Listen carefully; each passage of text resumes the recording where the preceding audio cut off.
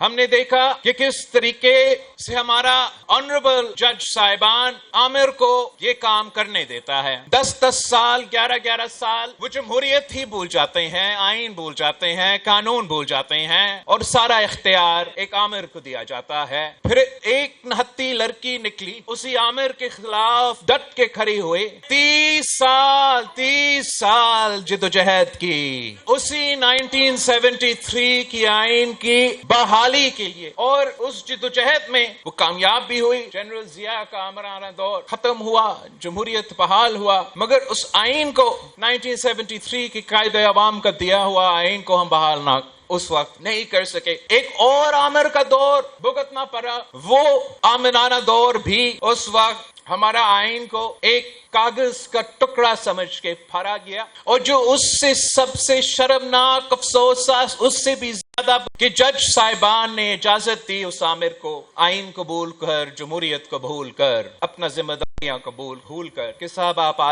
جائے اور ایک پھر ہمارا آئین میں ترمیم کر لے. سندھ ہائی کورٹ جیسے ادارہ, ہم تو یہاں بچپن سے آتے رہتے ہیں, تو ہمارے بہت سے یادیں ہیں اس ادارہ کا, اس بلڈنگ کا, سندھ ہائی کورٹ کا, یہاں کا وکلا کا, یہاں کا ججز کا. جتنا میں آپ کو جانتا ہوں کوئی اور آپ کو نہیں جانتا.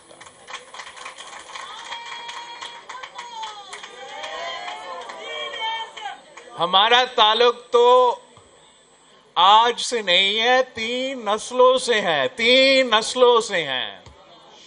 تب تک تو آپ ایک دوسرے کو پہچانتے ہو, جانتے ہو, اندر اور باہر سے جانتے ہو نا. میں تو اس خاندان سے, اس جماعت سے تعلق رکھتا ہوں جس نے سرزمین بے آئین کو آئین دیا. وہ اسلامی وفاقی جمہوری آئین دیا, اور ہم 3 نسلوں سے آئین سازی کرتے آ رہے ہیں.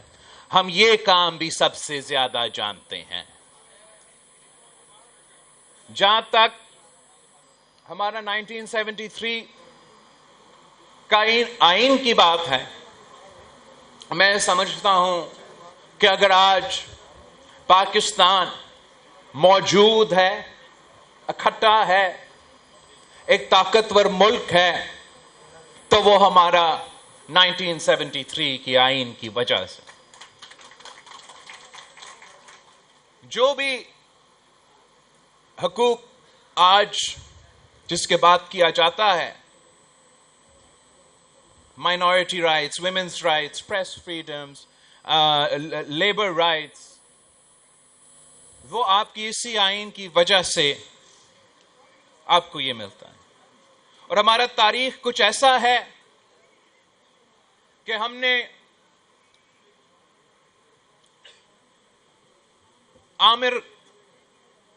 آمرانہ دور بھی دیکھے ہیں.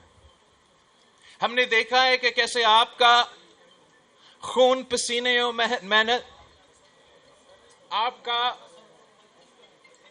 3/3 کنسنسس کے پاس, یا تقریباً مکمل کنسنسس کے پاس کیا گیا 1973 کی آئین ایک آنکھ کی لرزش سے اور ایک ہونٹ کی جنبش سے اڑا دیا جاتا ہے.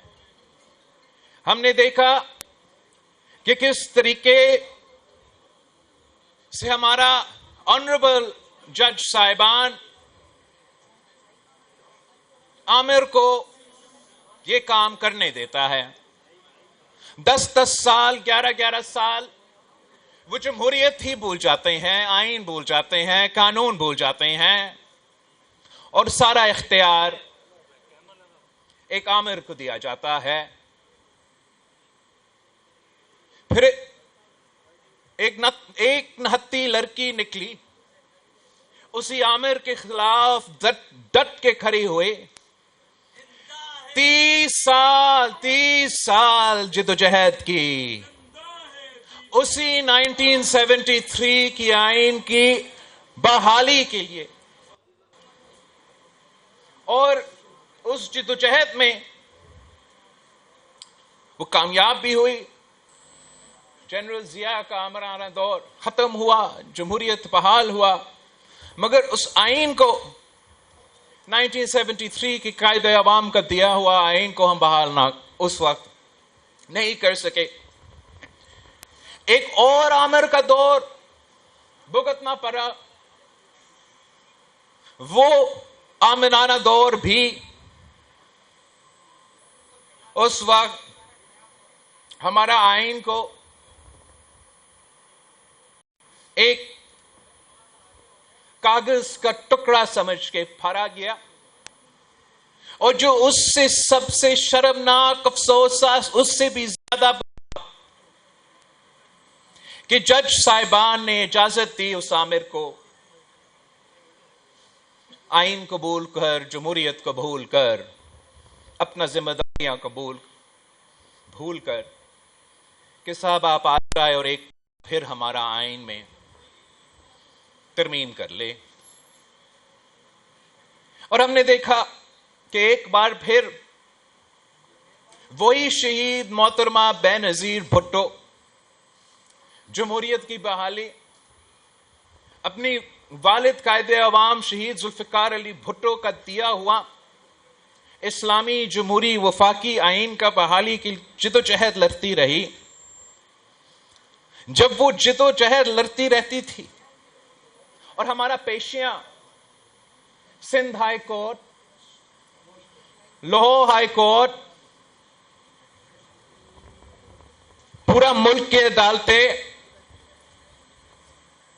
جب ہم جج صاحبان کے سامنے پیش ہوتے تھے اور وہ ہمیں آئین اور قانون کا درس دیتے تھے، اسی وقت وہ ایک آمر کا حکومت کو جگہ میں موجود تھا. نہ کسی کو آئین، نہ کسی کو قانون کا کوئی پرواہ. ہمیں کہا جاتا تھا کہ آپ تو کرپٹ ہو، آپ اتنے کرپٹ ہو کہ آپ پہ آئین اور قانون لاگو ہی نہیں ہوتا. مطلب سوچو، آپ اتنا کرپٹ ہو کہ آپ کو سارا 11 سال بغیر کوئی سزا جیل میں بیٹھنا پڑے گا. ایک آمر کو ہم نے دونوں ہاتھوں سے سلوٹ مارا، اور اسی وقت ایک سیاستدان کو سارا 11 سال جیل میں رکھا گیا تاکہ آپ اس نہتی لڑکی کو بلیک میل کر سکے.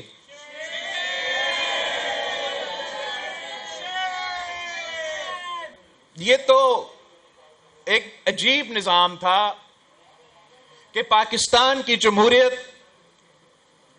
کا ہمارا نظام ایسا ہے کہ ہم صرف ایک پی سی او جج برداشت کر سکتے. ایک دفعہ آپ پی سی او کا اوتھ لے سکتے ہو، دوسری دفعہ اگر آپ پی سی او کا اوتھ لیتے ہو تو تب آئین کا مسئلہ، جمہوریت کا مسئلہ، عدالت کا، آزادی کا مسئلہ. پہلی دفعہ تو صحیح ہے، دوسری دفعہ تو چیف تیرے جان نثار بے شمار بے شمار. دوسری دفعہ ہوتا ہے تو وہ تو بہت ہی زیادہ ہمارا برداشت سے باہر. پہلی دفعہ تو صحیح، دوسری دفعہ تو برا. ہم نے جمہوریت کی بحالی کے لیے نسلوں کا قربانیاں دی تاکہ عوام کا طاقت چلے، عوام کی مرضی چلے کہ اگر آپ فیصلہ کریں تو آپ ایسے نمائندے بھیجیں گے اپنا پارلیمان میں کہ آپ کی مرضی کا قانون بنے، آپ کی مرضی کا آئین بنے. اور ہم تو بڑا لمبا عرصہ جدوجہد، تو جلدی کی بات کر رہا ہے نا آج کل. یہ تو ایک جلدی کوئی نہیں، 3 نسلوں کا جدوجہد ہے.